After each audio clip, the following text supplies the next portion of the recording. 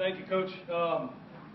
First of all, I want to thank Mark for accommodating me. I don't know if he told you guys this, but he had me scheduled to speak on Friday at 3 o'clock, and I knew right when I saw the date it could be a problem.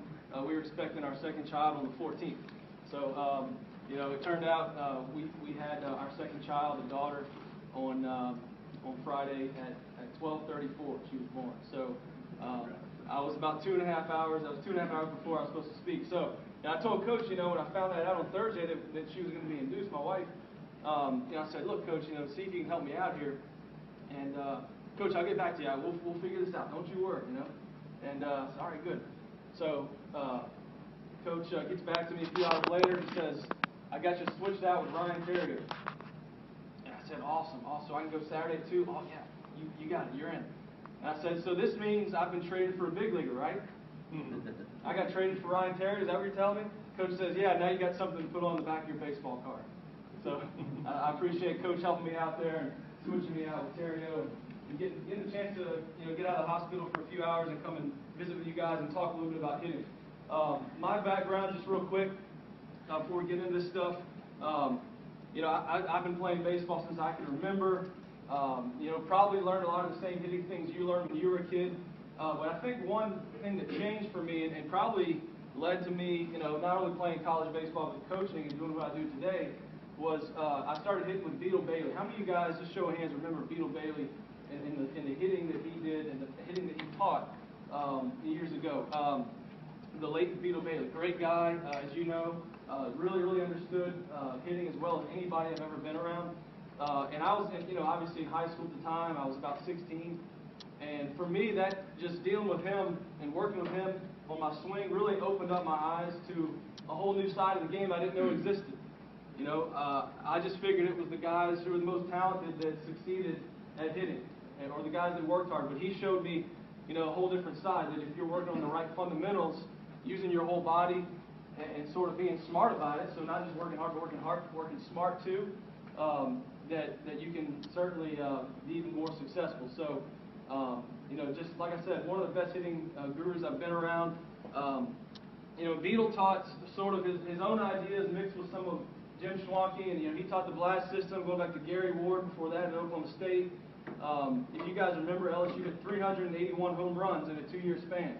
All right. Now a lot of people say, well, it was the bats and that's it. Well, the bats were juiced up, sure, but there's something to that, right? There's something to that. Those guys knew what they were doing, and it takes a lot more than just a good bat to hit 381 home runs in 2 college baseball seasons. So I think, Schwanke and Beetle and those guys, they understood hitting. They understood delivering your leverage. They understood barreling up the ball. And, for me, hard line drives never go out of style. Whatever the bat is, if you're, knowing a pitch to look for and you're aggressive and you're confident in what you're doing as a hitter, I feel like you're going to have a better chance of being successful. So, like I said, working with Beetle improved my hitting greatly, so I went on and got to play 2 years at LSUE and then 2 years at Mississippi College, where I played under an assistant coach named Sam Temple. You guys from North Louisiana may know him because he was at Warren Central in Vicksburg, then went over to Clinton High School, Mississippi College as an assistant. He's now the head coach at Hines Community College, so he may be recruiting some of your players even. But Sam, another great hitting mind, and a guy that taught me a lot as well. And so all these ideas, I'm just giving you the things that had the most impact on me in my hitting philosophy, things I teach my kids today over at St. Michael's. So, this is now my 7th year as head coach, 11th total at St. Michael. What I'm going to talk to you about today is some of the things that have been very helpful to us and the things that I've kind of worked. We can talk hitting theory all day. We can look at major leaguers hit, how beautiful it looks, but if you can't get your players to improve their hitting, then all that is no good. Okay? And so, I'll talk about ways you can do that, to actually implement these things, because a lot of you, like me, you've got a program of 40, 50, 60 kids. It's very difficult, especially when we're kind of strapped with a number of assistants, and you've got non-faculty guys, they're here one day, gone the next, that kind of thing. It can be tough, I know. Okay, working with guys individually and actually helping them fix things in their swing. Trust me. So over the years, I've learned kind of what works, what doesn't. I'm going to give you the things that have worked for us. It may not work for you. There's a lot of great hitting minds in this room. I'm just giving you the things that I've learned. But guys, I think one thing that we can kind of all agree on is the game of baseball has changed a lot, especially in the last 5 to 10 years. When I grew up and when most of you grew up playing the game, it was probably 50% practice time or more, and then 50% time or less playing games, right? And we practiced more than we played. Well, what's happening today with travel ball? You know, at the age of 12, at the age of 10, what are those kids doing? They're playing all weekend, and they may not pick up a bat all week. It's just going to school. Then the weekend, they're binging on games again, and they're playing like 6 games on Saturday and Sunday, and then they don't play again all week. And so you wonder how many times these kids, you know, like if you're an outfielder and you're 12 years old, how many fly balls are you going to get really in the course of your travel ball season? You know, what if you go to a tournament and they only hit you 1 ball the whole weekend? You know, I don't know how that guy's getting the reps he needs unless that team's practicing during the week. And some do and some don't. So what I'm saying is, you know, some of these kids that we're coaching today, you know, I think they're just as talented as ever. I think they're just as hungry as ever. You know, they may be even bigger and stronger and faster than they used to be. Okay? But I don't think they have the same background of working on the fundamentals and getting the repetitions that they used to. You know, I don't know if it's quite as much of a team game and as far as the kids that we get into our programs today. Okay, so we're dealing with a little different animal, in my opinion. I think that the kids today are just they're playing a lot of games, and I think that the reason why that's changed is I guess the people who organize youth baseball realize there's more money to be made in games than practices. I mean, I think you'd agree with that too. So anyway, when a guy comes into our program, you know, again, he may be big, fast, strong. He may want to do real well. He may play a lot of games and won a lot of tournaments. But he also may have a real bad hitch in his swing. You know what I'm saying? He may be stepping out. He may be doing something that is just not going to be very, you know, helpful to him hitting high school pitching, you know, and maybe he doesn't even really know it. Okay, so with that in mind, I think that everyone in this room could, you know, have a competitive advantage over your opponents if your program finds a way to work on the fundamentals, you know, and show these kids what their swing looks like and compare it to what it should look like, and maybe identify weaknesses and get better at it. Because we know that there's a lot of raw talent coming into our programs. It's a matter of getting those guys to have the most efficient swings they can. You know, I've heard this before, and I think there's a little bit of truth to it. The idea that you can't really change the way guys hit, that it's kind of like trying to change how someone walks, that they just kind of are who they are, and they can get reps and stuff, but they can't really change how they hit. And I do think there's a little bit of truth to that because baseball is a game of repetition. So when you get a kid in 9th grade who's got that bad hitch, just understand that he's probably done that thousands of times. You know, he's probably done that a whole bunch of times, and so he doesn't even feel that he's doing it anymore because it's so natural to him. Okay, so what I'm saying is breaking habits can be very difficult in that way. Okay, so sometimes we'll do drills that are exaggeration drills that overdo something on purpose just so that he can feel the sensation of something different, and all of a sudden maybe he'll get a little more confident in it and he can make a change in the game after he's built his swing in the cage first. Okay, so I think there's really 2 ways that you can help a kid actually change his swing. There are 2 things you got to really think about. The first thing is that you've got to really be confident in what you're doing and what you're talking to them about. You've got to kind of sell your system. You know, you guys may know Marshall Crooks over at Sandoval. He said something to me last summer when we were sitting there waiting for a rainout to stop. We started talking about hitting, and he said, "Johnny, you know what? The best hitting system out there is the one that you can get your players to believe in." In other words, it's not as important what it is, it's important that you sell it and they go confident to the plate in it. And there's a lot of truth to that too.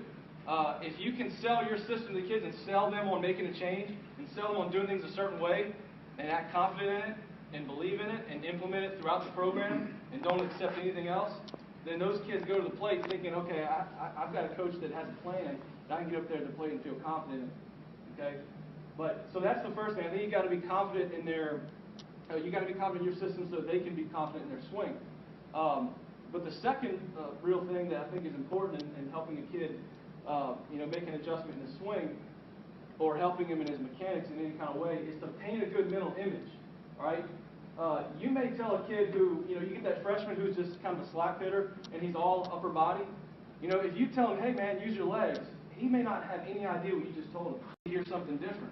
He may need to hear, hey, kneecap baseball. point your kneecap at the ball when you make contact. He may need to hear something about leverage. He may need a whole session. I mean, it just depends. You've got to paint an image for this kid to see what you see. All right? I think a lot of times as coaches, we'll throw out expressions and things, and we'll say things to kids, and they're not seeing what we're seeing in their mind's eye. Does that make sense? Okay, so we've got to paint the image, and we've got to be confident in our system in order for a kid to really feel and see those results and those changes in the swing. All right? So with that being said, I want to get into some of the things, like I said, that worked for us. The first thing that we really start with in terms of, using our whole body in our swing is our lower half. We talk about the base, okay? And so what we do kind of on the first days, we tell the kids, hey, leave the bats in the dugout. We're all going to meet in the outfield. So they think, we're going to run, or they think, we're just going to talk to them about something, or they don't really know what, but they don't think we're going to go work on hitting when we tell them leave the bats in the dugout.